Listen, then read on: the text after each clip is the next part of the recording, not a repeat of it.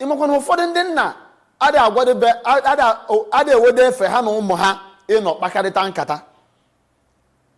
Elutere m mgbewa ọ nnapụta ọkpọ ụmụ ya na-akọrọ ha akụkọ ifo. From akụkọ ifo ahụ akọcha asị kedu ihe ịmụta n'akụkọ a, akọcha nke asị ka ihe ịmụta n'aka a na-atụle uche. Eji asị na onye ma nna ya ma ndị gboo, mana kịta mmadụ one ma nna ha. Ndị nna anyị nwanne ekwu mmadụ one ma nna nke ha wa. Ifu na ebe ihe bido mebie karị, maka most of the things m na-ekwu tata bụ nke nna m kụziri m na nke nna nna m kụziri m na nke mfụ n'ebe nne m ochie nọ bụ onye mụ na ya nọ wee too. Kedu mbọ gịwa bụ nna na gịwa bụ nne na-agba ebe nwa gị nọ? Na ka na Igbo si agbagaraghara onye pụta were anyị na-akụ nonsens na ihe dọkụbọ na-ekwu asarị dọkụbọ eholu Igbo tribe ka ọ sị na ya na-egbu shishi n'ọkwa ha na ha awụ n'unu na-awụ andụ n'unu kwukwe n'unu ka ga-awụkwarị na onye kwuo pim ya chọta ya ebe ọbụla ha nọ na-ewefute ha ofu ofu na-egbu ha ọ na-ekwu.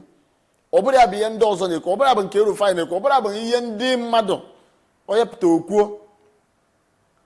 Mana ọ bụrụ Igbo bụ Igbo mma bụ nnụrụ maka ha, ọ bụrụ mgbe ndị ichie kara aka nọ, ọ bụrụ mgbe ndị oke dibịa nọ, ọ bụrụ mgbe ndị oke nkụzi na oke mmụta Igbo nọ, ha zuo ha ekwuo obodo ọbụla ya onye dị otu a, obodo ọbụla chọọ ofu okenye ya anyị, obodo ọbụla chọọ ofu dibịa ya anyị, obodo ọbụla chọọ ofu egwuru akwụkwọ ya anyị, ha atụkọ isi ọnụ weta ọfọ onye na-abịa jiri ọfọ obodo ya eweta ọfọ a tikọọ ya ọnụ wee kwubie okwu n'isi onye ọbụla sị na ya na-akpagide Igbo ma echi na ya ga-egbu ndị Igbo ya egbuo ha ya agba egbe, ọ ka ga na-eme na ya ji egbe ezinụlọ ya ekpochapụ. This is the power of the tongues. Ihe a power ndị Igbo were dị n'ọnụ ha Chukwu tinyere ha. Mana kedu nsogbu? Onye ka ga-eji wudo ọfọ obodo? Onye ka ga-emewu ihe eji ọfọ obodo eme? Maka gịnị? Ụfọdụ n'ime anyị emerụchaghị aka, ụfọdụ n'ime anyị na-eme anyị dọnke owodo onye chi ịma ka obodo ya si aga, owere ya ma ụfọdụ n'ime ha ma ọ dị ihe ọ ga-abịa ime bifo iwu ike ilift ọfọ obodo. Owebere ebe anyị si wee nsogbu.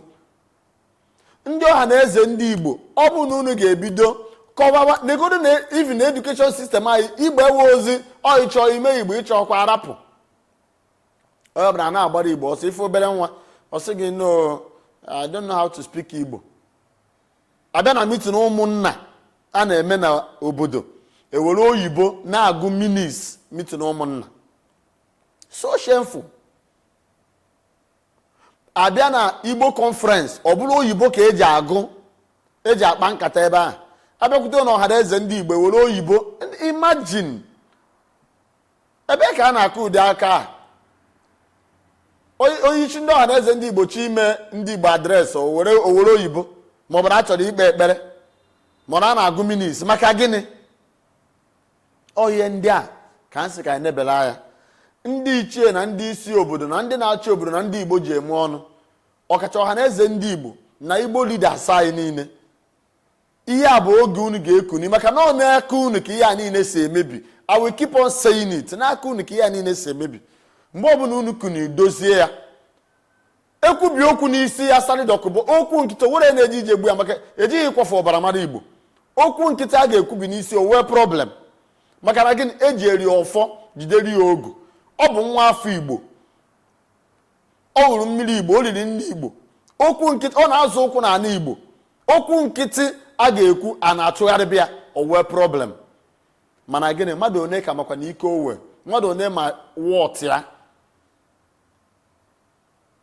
Wee na-asị na ndị yus ka na-esote kịta ka unu jisi ike na-amụta mewe inquiries ka Igbo si wee dị. Anyị ka ga-edoziwu ya and ekwenye m na a ga-edoziwu ya, mana ọ ga-ebido n'ebe mụ na gị nọ.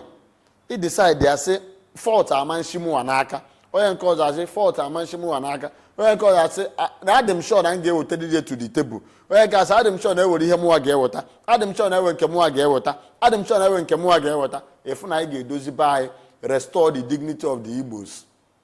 Udo dịkwara ya ọbụla chọrọ udo, ma mata nna ka onye si eme ka ekwesị akpa ya.